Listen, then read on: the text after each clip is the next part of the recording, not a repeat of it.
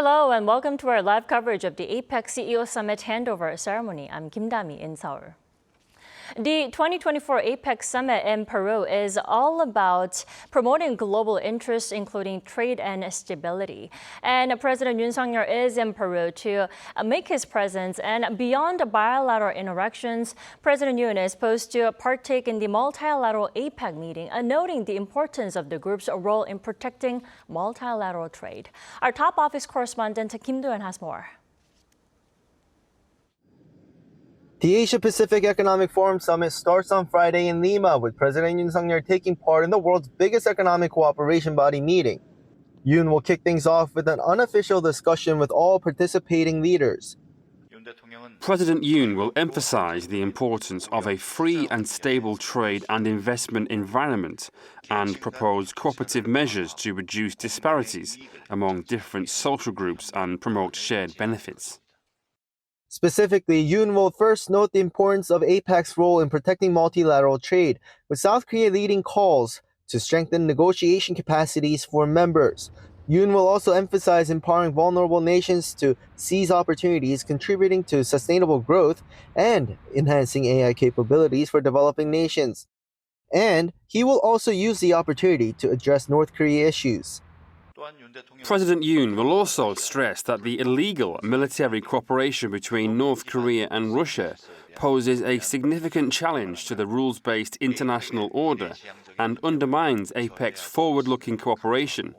He will strongly urge North Korea and Russia to cease their military collaboration.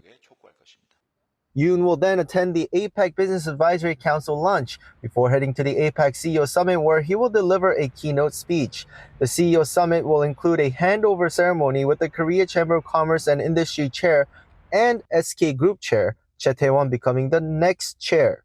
After that, Yoon will join the dinner gala hosted by the current APEC Chair, Peruvian President Dina Boluarte. On the morning of the 16th, Yoon and other APEC leaders will go on a retreat where they will be able to exchange ideas in a more comfortable setting, where he will also be handed the chairmanship of APEC.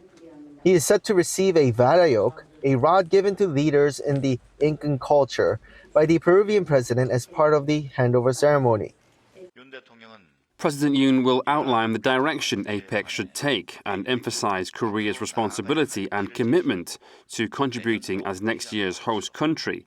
Notably, he will highlight Korea's leadership in advancing regional efforts to promote digital transformation for small businesses and vulnerable groups. President Yoon will also have the opportunity to share the vision for the APEC Summit next year, which will be held in Gyeongju City, Gyeongsang-buk-do Province. Kim Do-yeon, 아리랑뉴스. Like our Kim Do-yeon reported, this year's edition is especially worthwhile because South Korea will be hosting the 2025 edition. And soon enough, President Yoon will be handed the chairmanship. Now, before we head over to Lima, where the ceremony takes place, let's turn to Professor Sung-soo Eric Kim to discuss more about this event. Welcome, Professor Kim. Thank you for having me. Thanks for joining us. So about this tradition, the APEC CEO handover ceremony, tell us about this tradition. So just like Olympic, when you're closing a ceremony, you would hand it over to the succeeding country. We will host APEC in Gyeongju in 2025 in November. So as a succeeding country, President Yoon will give a keynote speech. And also, Che Tae-won, who is the chairman of SK Group and also the chair of Co-Charm, will give a keynote speech as a successor of the APEC 2025. So he will be handed the chairmanship because South Korea is hosting the APEC 2025 in Gyeongju Yes. of Gyeongsang-buk-do Province next year in November. What is President Yoon expected to address in his speech that we're waiting for? So probably President Yoon will address Korea's leadership in the free trade economy and Korea's leadership in ensuring that all countries will freely and safely trade in this very difficult situation of global economy, especially having a blocked economy divided by US and China. So Korea will give a normative statement that Korea will take leadership in the global economy. Well, Professor Kim, back in 2016, I remember the member countries issued a joint declaration rejecting all forms of protectionism regarding trade. Tell us more about that. So back in 2016, if you remember, it was during Obama, Putin, and Xi Jinping. Right. So it was right before Trump was to be inaugurated. So there was a concern that Trump will express strong, protectionism.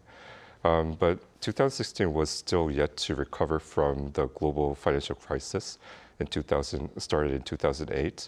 So the global economy was not that well at that point. Right. So the three global leaders, Obama, Xi Jinping, and Putin, came together with a unified, vision that the global economy should promote free trade. So that was the background where the declaration could launch. Well, I'm sure this year's summit will be vastly different from what we saw in 2016. And also considering, like you mentioned, it's the first multilateral talk. The APEC 2024 is the first multilateral talk since the U.S. election in November or earlier this month. And also Donald Trump's re-election victory, right? Yes. So I think the situation is very different from 2016 because back in 2016, Obama, Xi Jinping, and Putin had the same voice. But we all know that U.S. and China situation is not really good. And also Russia and Ukraine is having a war. So the world dramatically changed since 2016. So although, international conferences would deliver a normative statement that we should promote free trade and we should continuously work for free trade, there will be a lot of, complicated relationships and voices to be unified for this particular, summit. Though, are you saying it'll be challenging for the 21 member countries to issue a collective voice that they did back in 2016 on protectionism regarding, trade? Well, they would, come up with some kind of normative, a statement, but I'm not sure if that will be informed in a declaration, because declaration requires a more underground work in diplomacy and a more unified, vision among countries.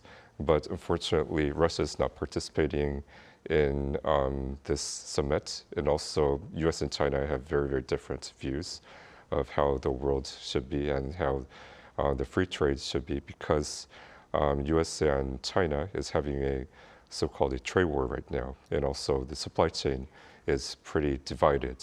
So normatively, the leaders will say that we should promote free trade, but I think it will be challenging to come up with a declaration, in my opinion. So maybe a collective voice, but not a joint declaration. If it were to be a joint declaration, it will be a very mild and normative and vague statement, I would say.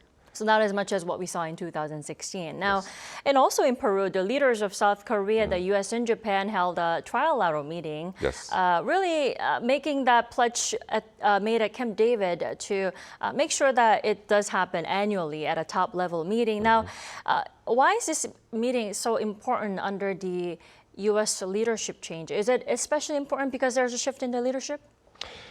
So if we recall what we agreed at Camp Davis, we agreed to have a trilateral, cooperation to, promote the semiconductor industry between these three countries, Korea, Japan, and United States. And also we agreed that we will have a joint security cooperation.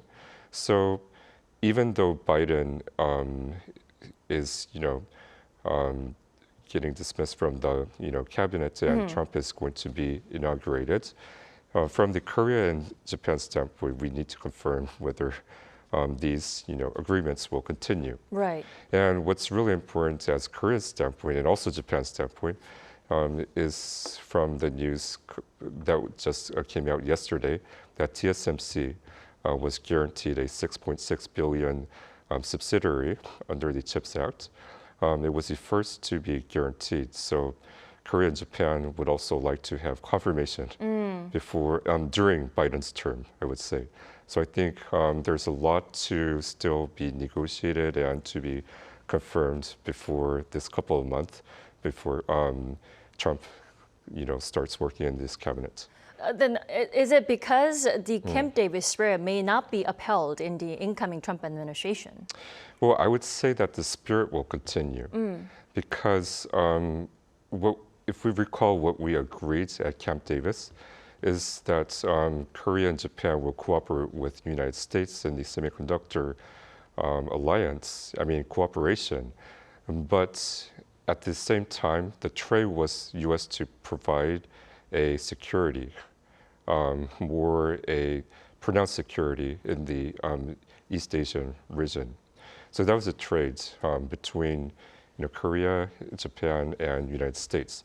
I would say that Trump will succeed that spirit, but at a cost. So probably he's a businessman, so he will probably require Korea or Japan to pay some of the defense shares in the trade for, giving subsidiaries for IRA or CHIPS Act. Well, now that you've mentioned China, we have to talk about the summit between President Yoon Suk-yeol and Chinese leader Xi Jinping. It's their first summit in over or nearly 2 years. Yes. How did you see that meeting? Well, I think the meeting should go on, so dialogue should go on between countries. So, but if you ask whether there's something tangible to come out with the meeting, I would doubt on that, but it will be more a normative statement of what we should do. And I think that Xi Jinping really pronounced what he is expecting to Korea. He said that let's recall how we started as a diplomatic relationship, because Japan is really strong against China right now. So among the U.S., Korea and Japan cooperation, probably Korea is the most easiest to persuade, I think, at this point. So probably in lieu of that idea, China has granted, a visa exemption for Korean tourists for 2 months, and those kind of things are diplomatic gestures to mitigate the situation. And of course, because the leadership of the United States is changing, China will try to somehow influence the relationship between U.S., Korea, and China, U.S., Korea, and Japan. And it looks like President Yoon is about to deliver his remarks at the Apec CEO Summit Handover ceremony. We'll come back right afterwards. Mr. Chair, Ferdinando Zavala, for successfully leading this year's CEO Summit.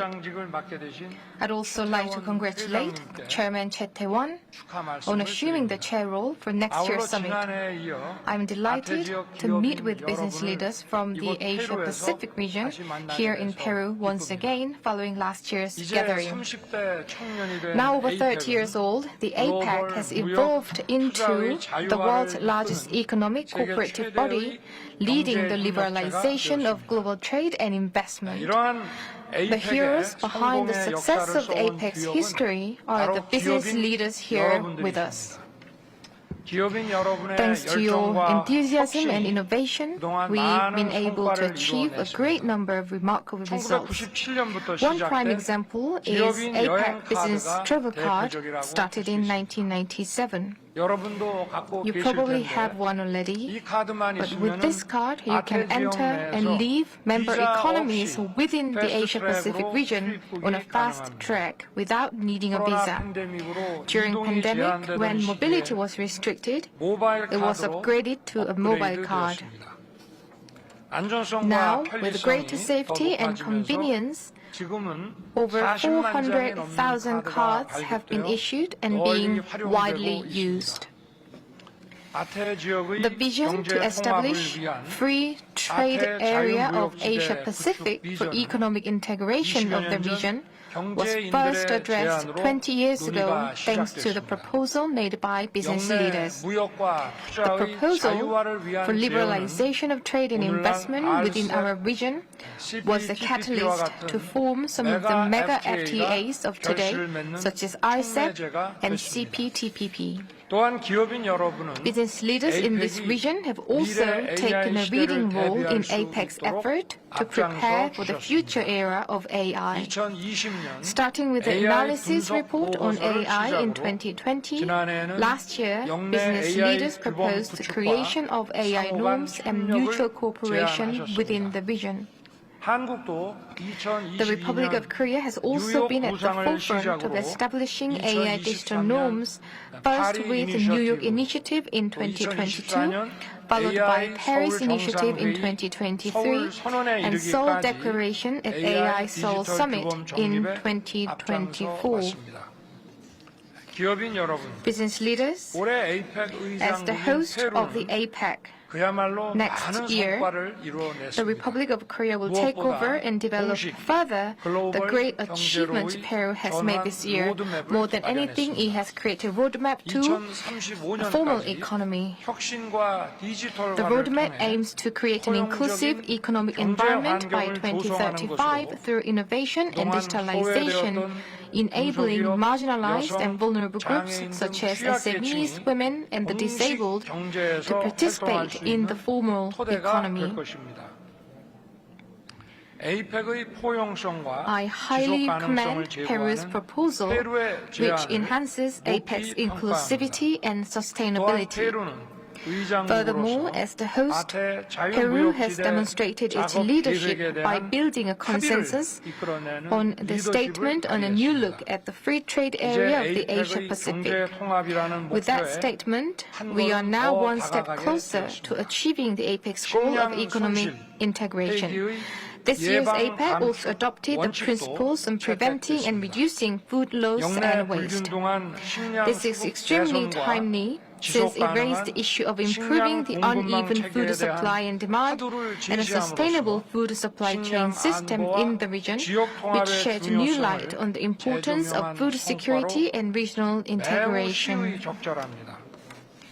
In addition, the APEC policy guidance to develop and implement clean and low-carbon hydrogen policy frameworks in the Asia-Pacific has been newly adopted, which reinforced cooperation on the hydrogen energy supply chain among APEC members. This is expected to contribute significantly to the implementation of 2022 Bangkok Declaration that targets a green circular economy and a transition to carbon-free clean energy. Korea, as the next host of APEC, will take over the achievements made by Peru and develop them even further.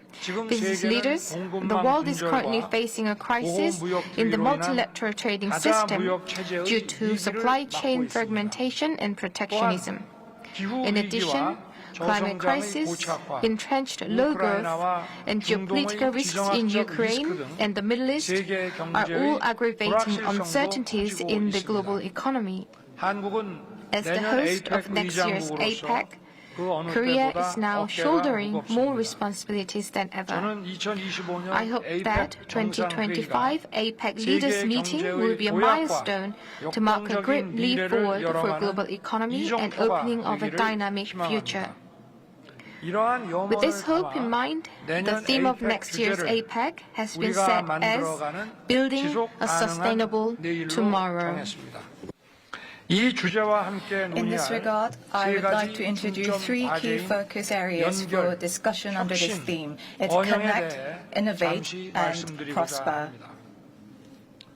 The first key focus area is connect. At last year's CEO Summit, I emphasized the importance of supply chain connectivity, digital connectivity, and fostering the next generation, urging business leaders to actively fulfill their roles. APEC's high level of regional interdependence underscores the critical importance of supply chain stabilization.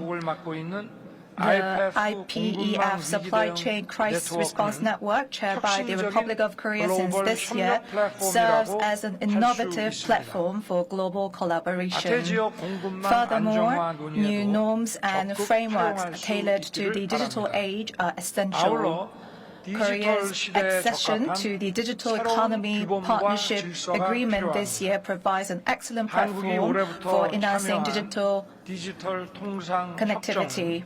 The digital connectivity will become a great platform. As a result of the Young Scientist Exchange Initiative I proposed at last year's APEC, the Scientist Exchange Card is now being developed. I hope this will serve as a first step toward expanding exchanges. This will be piloted next year in Korea, Peru, Australia, and the Philippines.